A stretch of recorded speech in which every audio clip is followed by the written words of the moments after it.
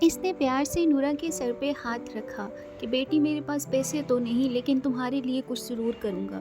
اگلے دن وہ پرانے کپڑوں کی الماری سے چمکدار دھاگوں اور سنہری بٹن کو نکال کر دن رات محنت کرنے لگا۔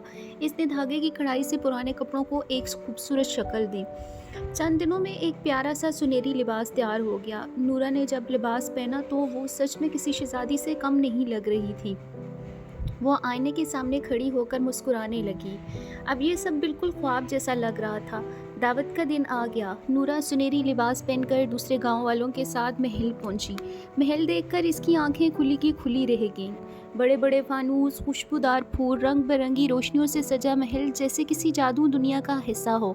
محل میں بہت ساری لڑکیاں آئیں، سب نے خوبصورت لباس پہن رکھے تھے، مگر نورا کے سنہری لباس میں خاص بات تھی۔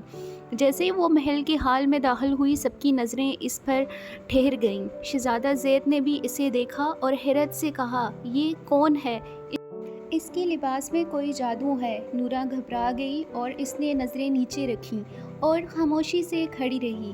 شہزادہ اس کے قریب آیا اور اس سے پوچھا، آپ کا نام کیا ہے؟ تو اس نے آہستہ سے جواب دیا، نورا۔ شہزادہ مسکرایا، آپ کا لباس بہت خوبصورت ہے، کیا یہ آپ نے خود بنایا ہے؟ نورا نے فخر سے کہا، میرے ابوا نے بنایا، وہ گاؤں کے درزی ہیں۔ شہزادہ اس کی باتوں اور سادگی سے بہت متاثر ہوا۔ دعوت کے بعد بادشاہ نے ملکہ سے کہا، میں نے اپنی دلہن پسند کر لی اور وہ وہی لڑکی ہے جس نے سنہری لباس پہنا ہے۔ محل میں ہر طرف حیرت کی لہر دوڑ گئی، مگر نورا کے لیے سب خواب تھا۔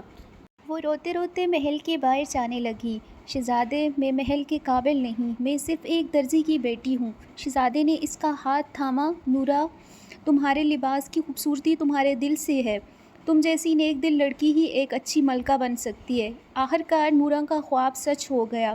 اس نے شہزادے سے شادی کر لی اور گلزار پور گاؤں سے نکل کر ایک عظیم محل کی ملکہ بن گئی۔